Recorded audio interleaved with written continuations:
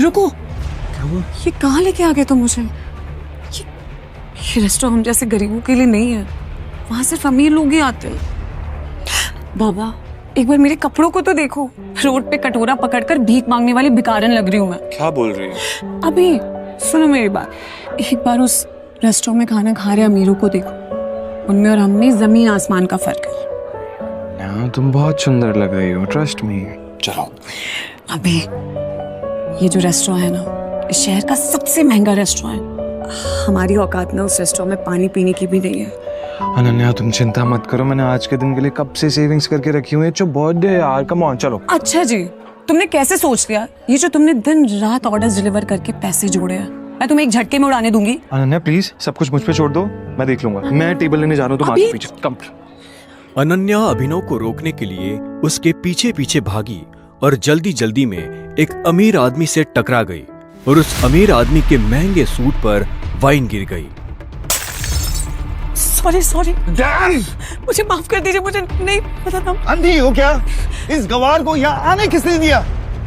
तुम जानती हो इस सूट की कीमत क्या है? 20 लाख का सूट है ये। मुझे माफ कर दीजिए सर, मुझे नहीं पता था। मैं अभी चल जा। तुम्हें क्या लगा मैं तुम्हें यहाँ से आसानी से जाने दूंगा? इस सूट की कीमत चुकाओ वरना क्या? वरना क्या? अरे वाह, एक और सड़क छाप गवार। लगता है इस रेस्टोरेंट के स्टैंडर्ड्स वाकई में बहुत गिर चुके हैं। अभी क्या भाई, मेरी पत्नी से माफी मांग। मैं माफी मांगू?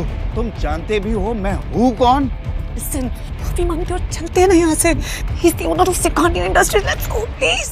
तुझे समझ में नहीं आ रहा है? मैं कह रहा हूँ माफी मांग मेरी पत्नी से, अभी क्या अभी? वरना कहीं ऐसा ना हो तू इस दिन के लिए पूरी जिंदगी बचता है। अभिनव की बात सुनकर वो अमीर आदमी गुस्से से तिलमिला उठा। पूरा रेस्टोरेंट उसे देख रहा था। मैं इस शहर का सबसे बड़ा हीरा व्यापारी हूँ। अमीर से अमीर लोग, मंत्री, संतरी, सब मेरे पॉकेट में रहते हैं। मैं चाहूँ ना चुटकी में तुम्हारा नामो निशान मिटा सकता हूँ। पर अगर मैंने चुटकी बजाते ही तेरे पूरे बिजनेस का नामो निशान गायब कर दिया तो? जब तक वो आदमी अभिनव की बात समझ पाता, अभिनव ने अपना फोन निकाला और किसी को एक मैसेज भेजा। अगले ही पल उस अमीर आदमी को एक कॉल आया और उसके पैरों तले जमीन खिसक गई। व्हाट? ये सब कैसे हो सकता है पापा?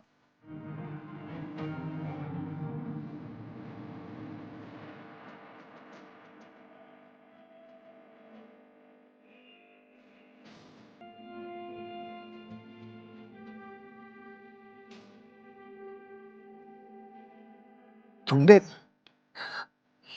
ये सब कैसे किया? आखिर तुम हो कौन?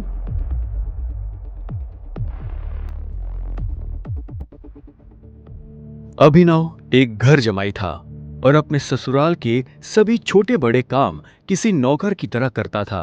लेकिन आज उसे किसी से मिलने जाना था और उसकी सास शर्मिला को ये मंजूर नहीं था। अरे ओ निठल्ले जमाई, यहाँ पैर दबा, बहुत दर्द हो रहा है। सासू माँ, मुझे कहीं जल्दी पहुंचना है, मैं आके आपके पैर दबा दूंगा। अरे ओ निठल्ले, आज तक चमन नहीं तो कमाई नहीं तूने। मेरे बेटे के फेंके हुए टुकड़ों पे पल रहा है तू, और तुझे किसी को मिलने जाना है। तभी अभिनव की पत्नी अनन्या वहां आती है। क्या हो रहा है ये सब? हाँ, ये शोर शराबा क्या हो गया सवेरे सवेरे? शोर मैंने नहीं, तेरे निखट्टू पति ने मचाया हुआ है, जिसे तेरे सच्चा हुआ दादा ने जबरदस्ती तेरे पल्लू में बांध के रखा हुआ है। मेरा बस चले ना तो अभी के अभी इसे लात मार के घर से बाहर निकाल दो। अभिनव, तुमने जहाँ जाना है चले जाना, प्लीज पहले मम्मी का काम करके जाओ। नहीं अनन्या, मैं अभी नहीं रुक सकता हूँ, मुझे अभी जाना होगा। सॉरी। इतना कहकर अभिनव वहां से निकल जाता है और ये देखकर शर्मिला का गुस्सा 7वें आसमान को छू जाता है। आने दो इस। अब कैसे बचेगा अभिनव अपनी सास के गुस्से से? क्या अभिनव की आज शामत आने वाली है? क्या होगा आगे? थोड़ी देर बाद अभिनव मुंबई शहर की सबसे बड़ी 5 स्टार होटल सैफायर पर पहुंच गया था, लेकिन वहां भी उसका स्वागत कुछ ठीक नहीं होता। ओए! ओ गरीब, जेब में चवन्नी नहीं है, इस होटल में क्या खाना खाने आया है? अबे यहाँ का पानी खरीदने में भी ना तेरा घर चला जाएगा, समझा? चल निकल यहाँ से। अभिनव के चप्पल घिसे हुए और शर्ट फटी हुई थी। वो होटल के अंदर जाना चाहता था, लेकिन होटल के गार्ड्स उसकी परछाई को भी होटल पर पड़ने नहीं देना चाहते थे। होटल के मालिक अकरम से मिलने आया हूँ। क्या कहा बे तूने? अकरम साहब से मिलने आया है? अबे तुझ जैसे आदमी से ना हमारे अकरम साहब बाथरूम भी साफ ना कराए, समझा? बड़ा आया अकरम साहब से मिलने वाला, चल आ यहाँ से। सिक्योरिटी गार्ड्स इतना कहकर अभिनव को साइड में हटा ही रहे थे कि तभी वहां अभिनव की एक्स गर्लफ्रेंड वैभवी अपने नए बॉयफ्रेंड के साथ पहुंचती है। अरे गार्ड भैया,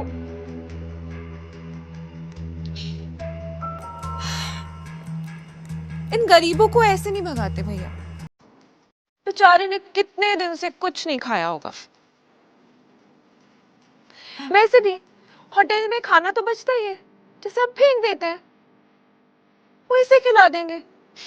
बेचारा बहुत दिनों से भूखा लग रहा है। अभी कुछ दिन पहले ही वैभवी अभिनव के साथ जीने मरने की कस्में खाया करती थी और आज वो उसके ही सामने किसी भिखारी की तरह बर्ताव कर रही थी। मुझे तो विश्वास ही नहीं होता मैम, ये निठल्ला तुम्हारा बॉयफ्रेंड था। देवेन की इस बात को सुनकर अभिनव के गुस्से का ठिकाना नहीं था, लेकिन इससे पहले कि वो कुछ कहता, वहां एक आलीशान कार आकर रुकती है।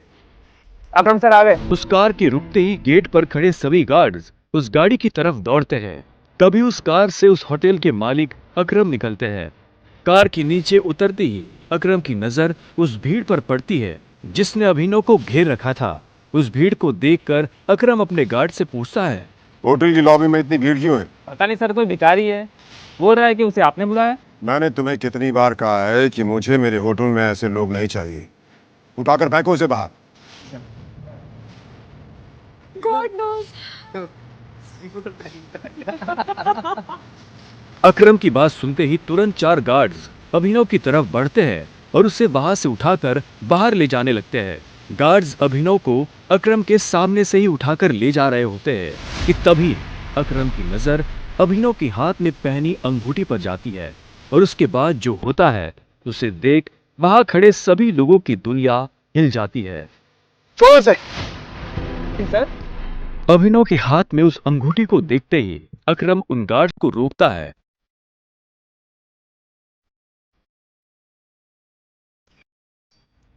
टाइगर, और उधर करोड़पति अकरम अभिनव के पैरों में गिर जाता है।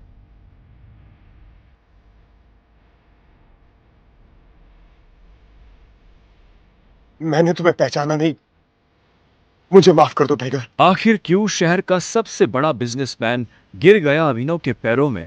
आखिर उस अंगूठी का क्या राज था? क्या वो राज सबके सामने आ पाएगा?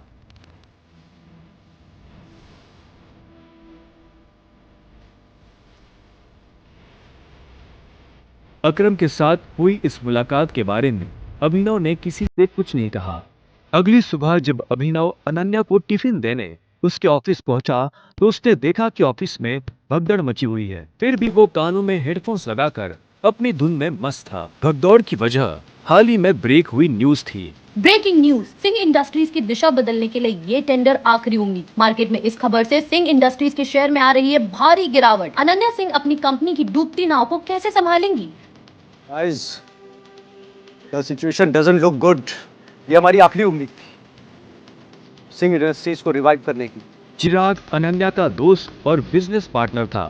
दादाजी के गुजरने के बाद बिजनेस को संभालने के लिए अनन्या ने चिराग को अपना पार्टनर बनाया था। वैसे तो उसे अनन्या का लाइफ पार्टनर बनना था, लेकिन अनन्या के दादाजी ने मरने से पहले जबरदस्ती अनन्या की शादी एक गरीब डिलीवरी बॉय अभिनव से करा दी थी। अनन्या बिल्कुल खामोश अपनी कुर्सी पर बैठी थी। तभी उसके बगल में बैठे कंपनी के चीफ फाइनेंशियल ऑफिसर मौतिक ने कहा, अनन्या, टेंडर ना मिलने की वजह से हमारे सारे के सारे इन्वेस्टर्स ने अपना हाथ खींच लिया है and the balance sheet also doesn't look good. अगर इस तरह से ही चलता रहा तो फिर हमारा दिवाला निकल जाएगा। मोतिक, यू नो वेरी वेल, इस कंपनी को बनाने में दादाजी ने अपना पूरा खून पसीना लगाया। सालों की मेहनत से सिर्फ हमारे देश में ही नहीं बल्कि विदेश में भी सिंह इंडस्ट्रीज का परचम लहराया। एक झटके में कैसे सब खत्म हो सकता है? ऐसा ऐसा नहीं हो सकता। कुछ कुछ तो तरीका होगा यार। अनन्या, तुम्हारे दादाजी के समय के कुछ बहुत ही स्ट्रांग पुराने एसोसिएट्स थे हमारे, जिनके साथ में चिराग के इंस्ट्रक्शंस के बाद में हमने डील बंद कर दी, मर्जर की कोशिश की। ओ नबी जी, नॉट अगेन। इस न्यूज के बाद तो कोई भी हमारे साथ मर्जर नहीं करेगा। That's not an option. Nautik, let's see your plan. Desai उर्फ रविकांत अनन्या के दादाजी के पुराने वफादार थे और उन्होंने अनन्या के दादाजी के साथ मिलकर सिंह इंडस्ट्रीज को दुनिया भर में फैलाया था, लेकिन आज वो सिर्फ नाम के कंपनी के एडवाइजर थे। Good morning Mrs Lobo, such a bright beautiful Monday. आप कैसी हैं? आज ये ऑफिस में इतनी मनुष्यत क्यों छाई हुई है?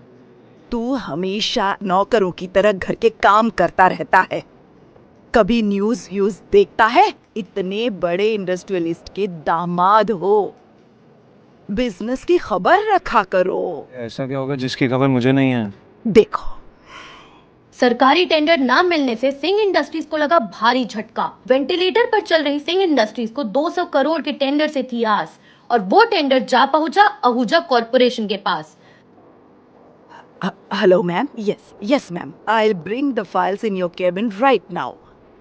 वो अनन्या कहाँ है? मुझे डिस्टर्ब मत करो, मुझे अनन्या के पास जाना है। I need to meet her right now. कहाँ है अनन्या मैम? अभी तुम घर जाओ।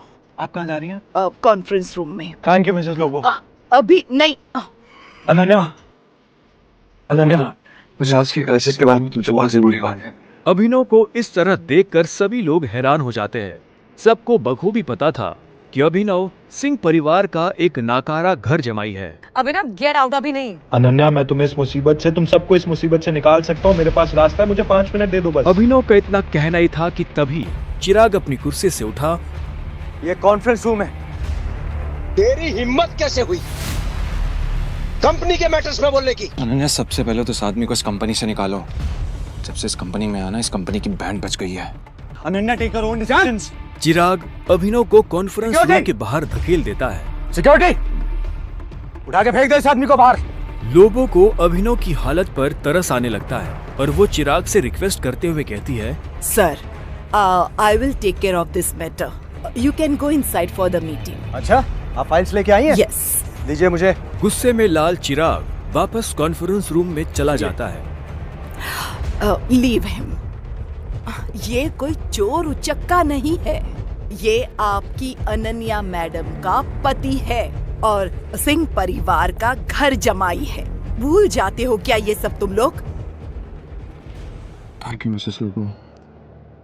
जितनी इज्जत मुझे आपसे मिलती है, उतनी शायद अनन्या और उसकी मम्मी से भी नहीं मिलती। You idiot, come with me right now.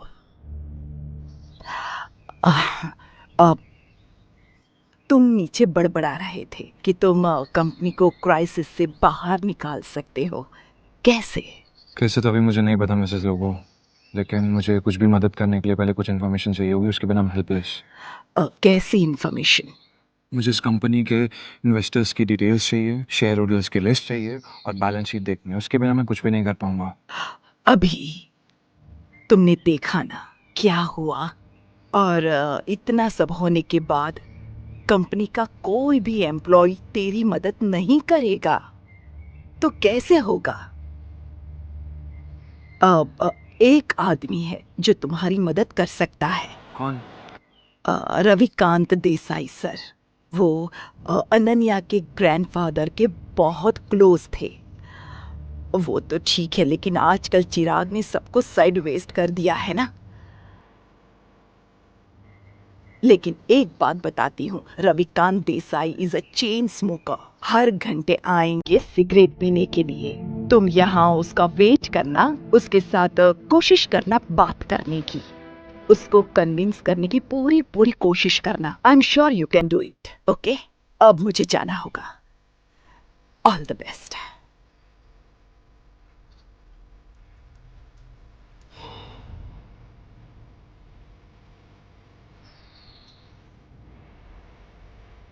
नमस्कार मंत्री जी, कैसे हैं आप? अरे अभिनव जी, आपने हमें कॉल किया? हमारे तो भाग्य ही खुल गए। अरे नहीं, ऐसा कुछ भी नहीं है। मुझे एक छोटा सा काम था आपसे। एक गरीब डिलीवरी बॉय अभिनव की मंत्री जी से कैसी थी पहचान? मंत्री जी अभिनव से इतनी विनम्रता से बात क्यों कर रहे थे। फोन पर अभिनव मंत्री जी को कुछ समझा रहा था, तभी रविकांत देसाई उर्फ रविकांत वहां आ गए। हाँ तो फॉरेन डिटेल्स पता कीजिए मंत्री जी और मुझे कॉल बैक कीजिए। अभी मैं रखता हूँ जी।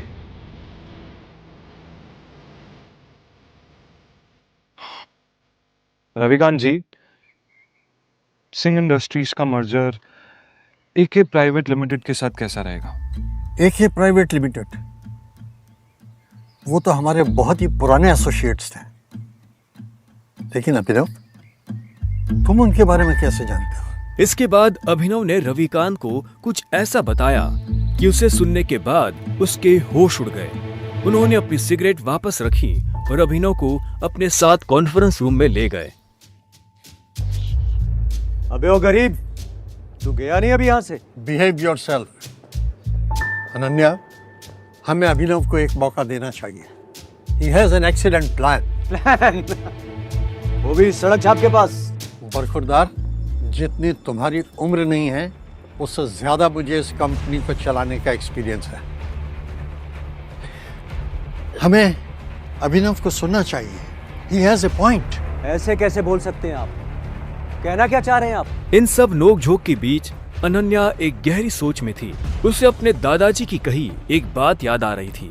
अनन्या बेटे, अभिनव तुम्हारे लिए एक बहुत ही अच्छा जीवन साथी है और हमेशा याद रखना, जब भी तुम पर या सिंह इंडस्ट्री पर कोई भी मुसीबत आएगी ना, तो अभिनव ही तुम्हें उससे बाहर निकालेगी। सामने चल रही बहस को देख अनन्या जोर से चिल्लाती है। चिराग, ये मत भूलो ये कंपनी मेरी है और हर डिसीजन का वीटो पावर मेरे पास है। Sit down.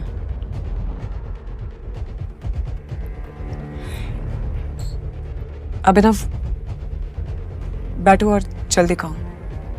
अनन्या को चिराग पर चिल्लाता देख अभिनव को बहुत खुशी हुई।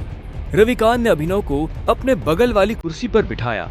बैठते ही सामने रखे पानी के गिलास को अभिनव ने एक सांस में गटक लिया। अनन्या, मुझे सबसे पहले कंपनी के इन्वेस्टर्स की डिटेल्स चाहिए होगी, शेयर होल्डर्स की लिस्ट चाहिए होगी एंड बैलेंस शीट देखनी होगी। उससे पहले मैं कुछ नहीं कर पाऊंगा। This is too much. हम ऐसे किसी के साथ भी अपनी कंपनी के डिटेल्स नहीं दे सकते हैं। मौतिक, लैपटॉप पास कर। अनन्या, तुम अभी भी इस गधे की बात सुन रहे हो? पास करो। चिराग, why don't you mind your language, हाँ? क्यों भूल जाते हो कि अभिनव मेरा पति है? 2 साल में पहली बार अभिनव ने अनन्या को उसके लिए लड़ते हुए देखा था।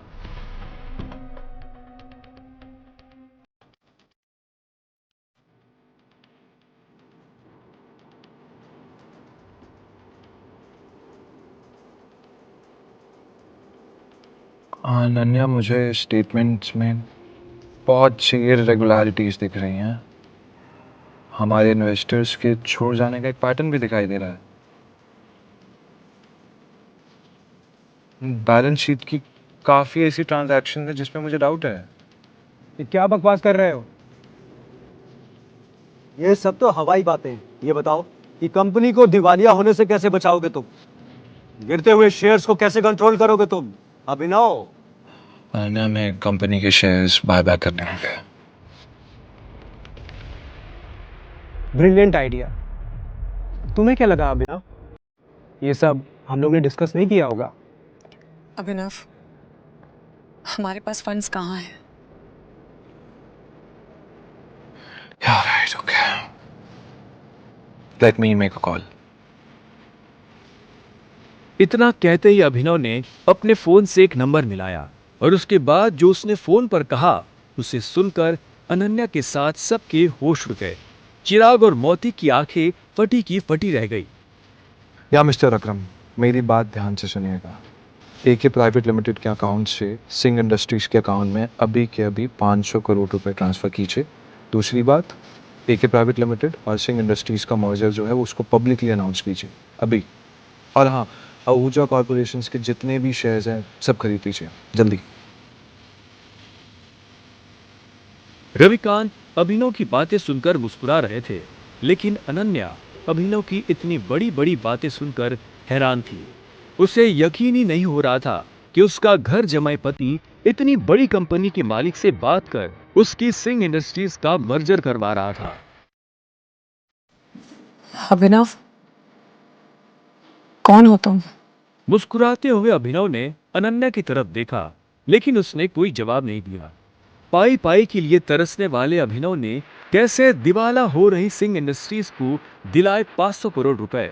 एक गरीब घर जमाई ने आखिर कैसे करा दी AK प्राइवेट लिमिटेड जैसे बड़ी कंपनी से सिंह इंडस्ट्रीज का मर्जर। क्या सिंह इंडस्ट्रीज की बर्बादी और सरकारी टेंडर ना मिलने के पीछे चिराग और मोती की है कोई साजिश? मंत्री जी से अभिनव ने क्या पता करने को कहा था। आगे की कहानी जानने के लिए देखिए अगला एपिसोड सिर्फ पॉकेट FM के YouTube चैनल पर, और द रिटर्न ऑफ टाइगर के सारे एपिसोड्स को सुनने के लिए डिस्क्रिप्शन में दी लिंक से डाउनलोड करें पॉकेट FM ऐप।